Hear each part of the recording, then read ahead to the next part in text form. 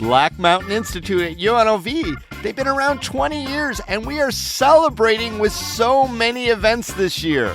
And on November 18th, you could join comedian Maz Jobrani for a conversation at the UNLV Student Union Theater. He's going to discuss how humor can help us move through the world with BMI City of Asylum fellow and amazing poet Miriam Allah Amjadi.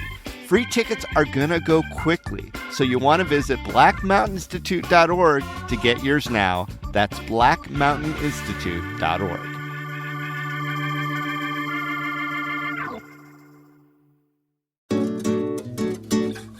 Chilly days are here, so take it easy on your landscape watering. The mandatory watering schedule is in effect November through February. You can water grass, plants, and trees, but only one assigned day a week. You know, your grass can thrive with less water during the colder months, and your drip-irrigated plants and trees, well, they could do even better with watering only once every 7 to 14 days. For more winter watering tips and to find your assigned watering day, visit snwa.com. SNWA is a not-for-profit water agency.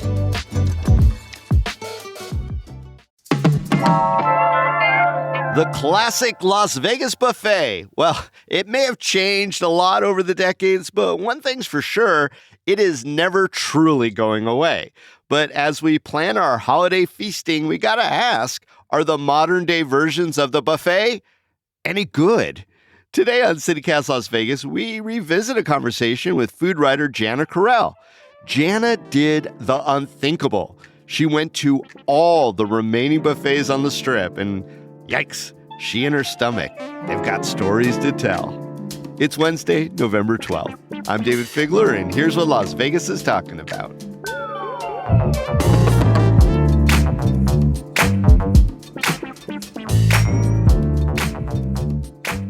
Okay, so Janna, you did a special eater package on buffets, and you ate at every single buffet on the Strip. I just have one question. Why?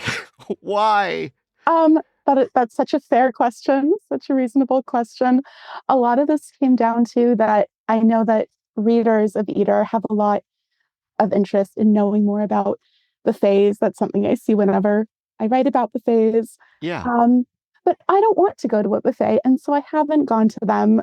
And I realized that in the name of efficiency, I could just take out a week of my life and hit all of the buffets and try to better understand what is the appeal here and what is kind of the, historic legacy of the buffet in Las Vegas. Yeah. Now, both you and I share one thing in common, and that is we both grew up in Las Vegas, and buffets were really everywhere, and now not so much. I mean, a lot failed at the pandemic, but some have come back strong. Okay, before we get into it, and I loved the adventure of a buffet a day. I just thought it was so good, and I encourage people to go read it. Now, the first thing I want to ask you about the article itself, though, is you struggled to find a cup of coffee at any of these places. What the F, man? What was that all about? Yeah, the first buffet I went, I think it was 4 or 5 of the buffets had the same sort of gas station style coffee dispenser. And the first time that one would not yield to my button pushing, I thought, this is very funny. And the second time it happened, it was frustrating. Sure. And by the 4th or 5th time, I was torn between thinking like, I am too stupid to push a button for coffee. All at different places, yeah? All at different places, yeah. Wow. Until eventually, I think at my 5th buffet with one of these dispensers, I, asked a manager to come over and please show me what I was doing wrong. And finally, I think it was just her authority that bullied it into submission. So what was it, Janna human error, or was it on the buffet? It was on the buffet. Okay. So I guess I do have to have a follow-up on that. After you finally got a cup of coffee, Janna, was it any good? It's fine. It was fine. Oh, no. That bodes ill for the rest of this conversation, but I'm glad we got the coffee thing out of the way. All right. So let's go the opposite direction of fine. What was your best experience, given you went to so many buffets on the Strip? Best experience. I ended up having a far more positive experience at many of the buffets than I expected to. I think my favorite one, however, was the buffet at Wynn. It was just kind of a joyous buffet to enter. The room was really beautiful. All of the food was good. I didn't feel completely overwhelmed by just the sheer mass of people. I think I benefited from where I ended up being seated, but Hmm. yeah, I liked that one. So you were comparing against your own, I guess, preconceived notions, and it sounds like you were pleasantly surprised. What were the top food offerings at the Win that you recall? So I got there at noon, which meant that my 2 hour window spanned over brunch service and into dinner service. Oh, was that strategic? So you got like two different food types, and is that allowed, or did you like hack the system? It is allowed. I think it's also kind of a hack. I think if you can pull that off, that's the way to go. Okay. I kind of put in the story, one of my favorite things I ate over that week was this bananas Foster cinnamon roll with this really good warm caramel syrup and these fresh banana chunks that were in there. There was a pretty good prime rib at that buffet. The crab legs are really good. I loved the dessert station there. That was a highlight for me. Okay, so that was at the Wind. Uh, What was your worst experience, Jana? the worst buffet was the one that I very strategically put off until the last buffet I visited. That was the one at Circus Circus. Mm-hmm. Notorious. Yeah, to be fair, I visited the Excalibur buffet earlier that morning, Mm-hmm. so spoiled my appetite a little bit. And then in trying to work up an appetite for the Circus Circus buffet, I wasted like 40 or $50 between the Slots of Fun Casino and the Midway games. So I soured my attitude a little bit before even going into the buffet. But Excalibur also doesn't have the greatest reputation, but you found it a little more joyful? Yeah, Excalibur was kind of a nice surprise. I liked the Excalibur brunch buffet. It was one of the cheaper ones. I think I paid $42 for that one. The food was pretty good all around. I didn't get any coffee, but everything else was fine. Jana, do you think that there's like the quintessential Vegas buffet that every person who wants to unlock their true Las Vegas local badge needs to go to? Oh, if you want to be a local, I think it's hard for me to pin down what the quintessential Vegas buffet is because, at least in my mind, buffets have sort of thinned out to occupy one of two categories. You have the buffets sort of as they originated, which was as the loss leader. These are the buffets that aren't charging a lot of money, that are pretty easy to get a discount into or a comp into. These are the ones you're going to find at the off strip buffets. Hmm. And then on the other side of that coin, you're going to find these buffets that are charging $100 to come in and are trying to be the most preeminent, the most gourmet, the most luxurious. Yeah. I think that if you want to go for something that's more luxury, then the two leaders in that space are both the Bacchanal buffet at Caesar's Palace and the buffet at Wynn. Right. And I've walked by both of those, probably more frequently the Caesar's Palace one, just because I find myself at Caesar's Palace of all the hotels, as much as any, them in the Cosmo. There's always a huge line. In fact, they have a permanent stanchion that winds around like Disneyland. Uh, this is the appeal. This is like people want to pay that much money for something that's in a buffet. It's a lot of money, yeah. Yeah. So how much exactly is the Bacchanal buffet? Because I do see those lines and I'm curious how much people are shelling out per person. I went for dinner and for myself and my coworker who came with me. It was about $185 for both of us. Okay, so just under 100 bucks a person. Hmm. Okay, that includes tax and tip too? That was tax and tip, yeah. Okay. Jana, so I think like a lot of people, buffets aren't a great value for me anymore. I think they see me coming and they're like, that kid's not going to eat anything. We're going to make so much money. So, what is the actual appeal of Vegas buffet if not value? Or are people like actually like getting their weight in crab legs? I think there are two primary appeals that make people want to go to the buffet. One that I kind of sussed out by just asking other people who are at the buffet is they're fun. People have a lot of fun going to the buffet. I think that as locals in Las Vegas, there's a lot about the city that is so exciting and cool. and we forget is unique to us. Things like high quality, all you can eat sushi and bars that are open 24 hours. Right. And similarly, this caliber of buffet that we have is unique unto us, and it's kind of worked itself into the DNA of the Vegas trip. Mm. And there is this appeal, this mystique to going to the buffet and getting to just ogle and discriminate at hundreds of dishes of food and make your game plan and not have to stress about how much you're going to spend per dish. You paid at the door. Everything is free. Right. So you're in it. You might as well try to win it or have as much fun as you can. That's a really interesting thought, because to me, it's always like, okay, I paid X number of dollars. Am I going to eat X amount of food? But I didn't really even think about it in terms of just this different experience walking into something mythical, like you say, part of Vegas's DNA. Just people wanting to check out, make, like you said, make a game plan. It's almost like an escape room. It's like an escape room where you have to kind of eat your way out. Totally. And then, so I did reach out to an economist at UNLV to better understand this point you're talking about. Smart. Are people able to get their money's worth? And one thing he pointed out is that when you are on the casino floor and when you're gambling, you know that the house is going to come up on top. You know that you're going to lose money. And the buffet can offer this really fun challenge where it seems like maybe you can go in and win one over on the casino. Maybe you can eat your weight in crab legs and get your $100 worth of food in there. Wow. Okay. We do not recommend that you go and lose a lot of money and then try to win it back with seafood at a buffet. But, I guess everyone has their perspective. The super famous, family-friendly sketch comedy group JK Studios is coming to Las Vegas.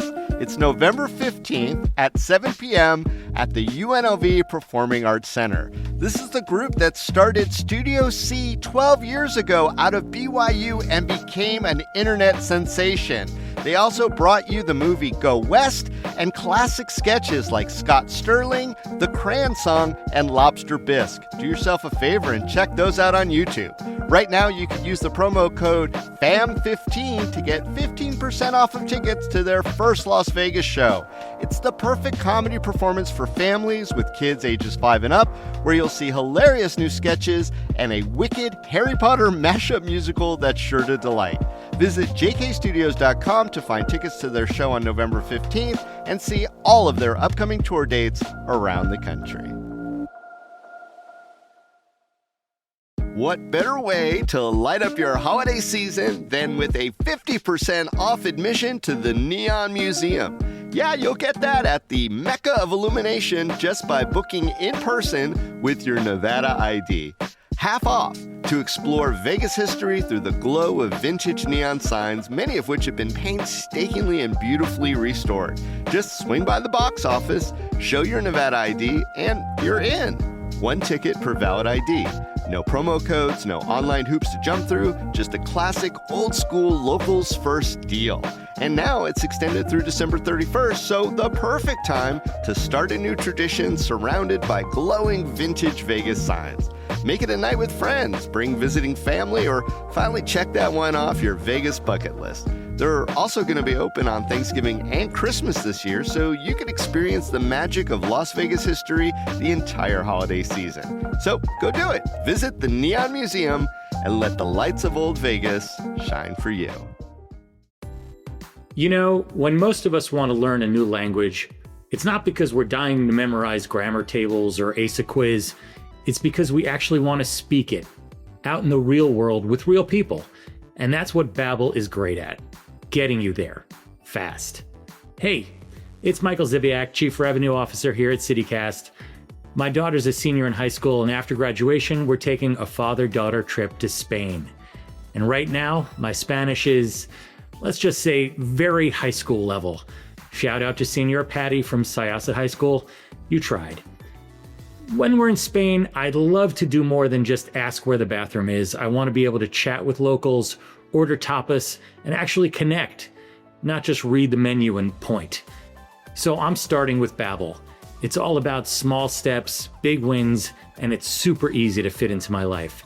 Honestly, with how busy things get here at CityCast, I love that Babbel's bite-sized 10-minute lessons fit right into my day, between meetings or over my morning coffee.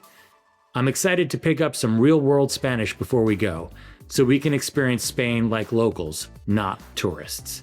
Doesn't that sound better? Right now, Babbel's got a special deal for our listeners. Get up to 55% off your subscription at babbel.com/citycast. That's BABBEL.com/citycast for up to 55% off. Rules and restrictions may apply. Gracias and adios. I want to change gears. Last year, Janna, we talked with food influencer Phil Zhang about the rise of food halls and how they might be killing off the Las Vegas buffet. As I mentioned, combined with the pandemic, we did see a lot of buffets here close. But you talk about these long lines and full tables at the buffets you visited in your story. How are they doing it? How are they staying relevant? I think that what we saw in the buffets that closed were these buffets that were kind of in the middle of these two genres that we were talking about, of the local loss leader buffet and this really expensive sort of luxury buffet. And I think kind of in the future, we might even see that distance between the two genres growing even more. Even the Palms buffet raised their prices by about $10 or $15 across all of their services. Wow. Well, good for the Palms, I guess. Are they just taking advantage of what appears to be maybe a thinning of the herd? I think they might be. I think it's taking advantage of that there just are fewer buffets now. They've also hit on something really popular. I mean, I was at the Palms buffet on, I think, a Wednesday night, and it was packed, every table full, a line down the casino floor.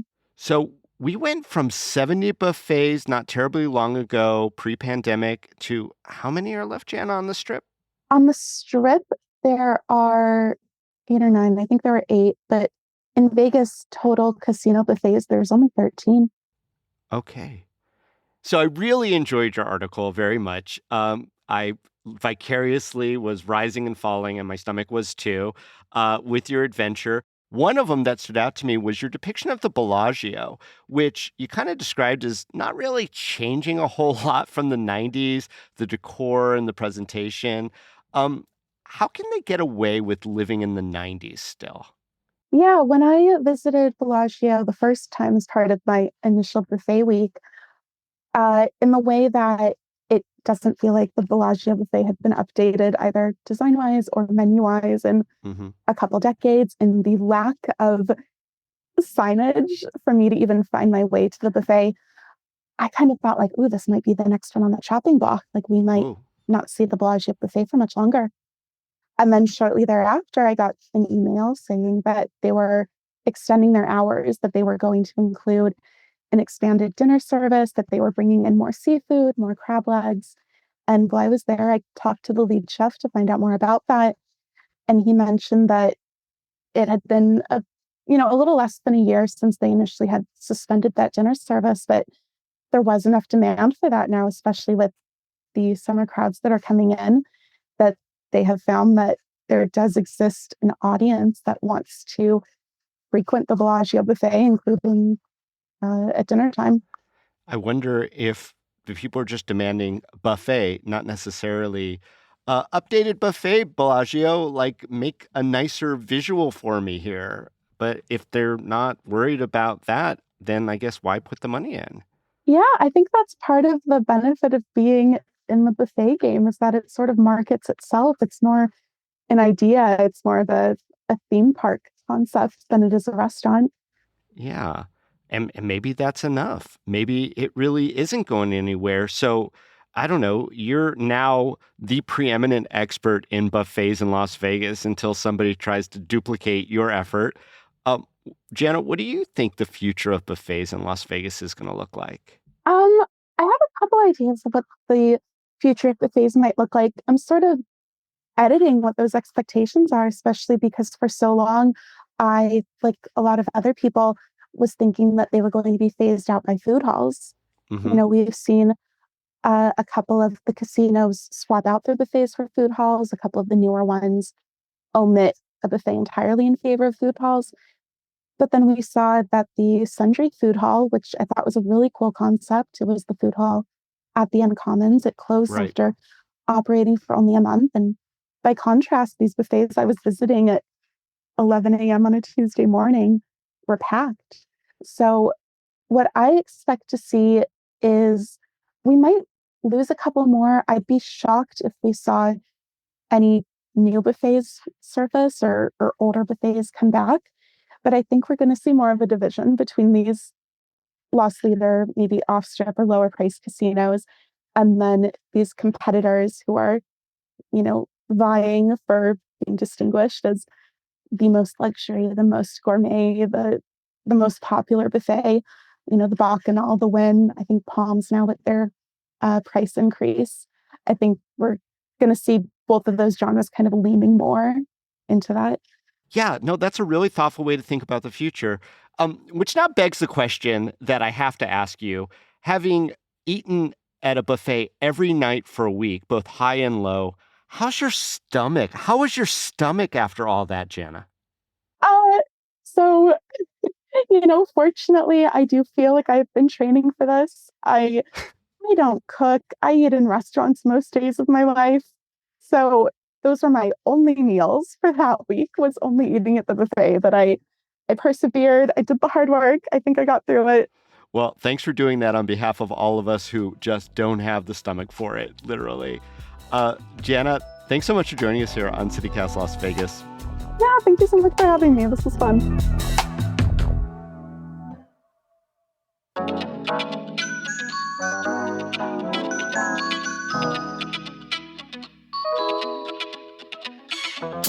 That's all for today here on CityCast Las Vegas. If you enjoyed the show, go tell a friend. You could also rate the show, leave us a review where you're listening, and subscribe to our morning newsletter. And don't forget, you could support this show and get great perks by becoming a CityCast Las Vegas neighbor at membership.citycast.fm. We'll be back tomorrow morning with more news from around the city. Till then, stay lucky.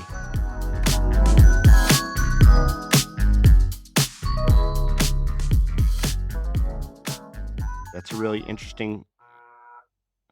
Sorry, that's my doorbell. Do you need to find out who's buzzing you? Are you expecting anyone? Do we need to have 911 on speed right now, Janna? Oh, I'm so sorry. I'm going to speak with that real quick. Are you okay? Yeah, sorry. I think it's a canvasser. Blink if you need... Okay. Just blink if you need help. Guess what? CityCast has some news. I'm Sean McPherson, the host of CityCast Twin Cities. And I'm Jane C. Hu, and I'm the host of CityCast Seattle. Hey, if you have a friend in one of our cities, can you text them for us? Yeah, something, simple like, hey, how's that rash doing? And do you listen to podcasts? Because I have one you're definitely going to like. After that, tell them that CityCast has helped you become more informed, more involved, and more connected to your amazing city. We're going to help that person you know in Seattle who's been trying to make friends. And we're also going to do that for that guy you only kind of knew in college who moved back to the Twin Cities after graduation. Don't we all have that guy? Yeah, and usually that guy is named Todd. So did you text them yet? Jane, let's just wait a minute. We don't want to rush anybody. We'll do a little small talk. How's everything going in Seattle? Beautiful, beautiful. Fall leaves popping. How about Twin Cities? Today, beautiful and sunshiny in St. Paul. Okay, Jane, I bet they are done texting by now, and I just want to remind them, hey, you, please tell that friend to subscribe to CityCast Twin Cities or Seattle, wherever you get your podcasts. Or if you don't want to text them and you're really just on Instagram sending them DMs all the time with funny videos, send them a DM of our latest videos. You can find us at CityCast Twin Cities or CityCast Seattle on Instagram. Thanks.